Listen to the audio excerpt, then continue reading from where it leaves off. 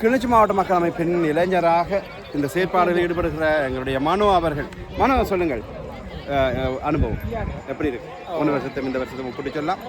நாங்கள் கடைசி 6-7 வருஷமாக இருக்கிறோம். ஒரு வருஷம் ஆக்கள் கொஞ்சம் கூடி கூடி இருந்துச்சு.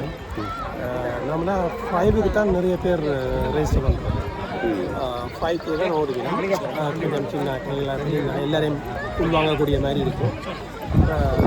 5 இந்த முறை கொஞ்சம் வித்தியாசமாக கிட்டத்தட்ட 140 பீப்புளில் ஹாஃப் நியர்லி 60-70 கிட்ட 10 ஓடிருக்கு.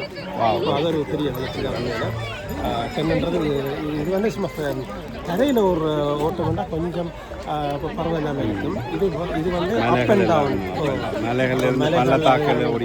எல்லாம் உயரம் எல்லாம் நீங்கள் ஓடுறீங்க வெற்றியாக ஓடிட்டீங்க. 10 ஓடிங்க. இது 3வது வருஷம் 10 ஓடிங்க. நாங்கள்லாம் 5 ஓடிட்டு வந்து கலைச்ச மாதிரி இருக்கலாம். நீங்கள் 10 ஓடி சாதாரண.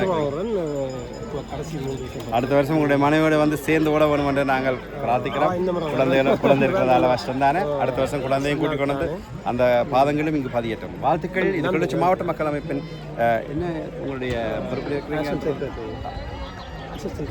ஆமாம், உதவி செயலாளராக இருக்கக்கூடிய அசிஸ்டன்ட் செக்ரட்டரி, மிக துடிப்பான கிளிநொச்சி மாவட்ட மக்கள் அமைப்பினுடைய இளம் வீரர்.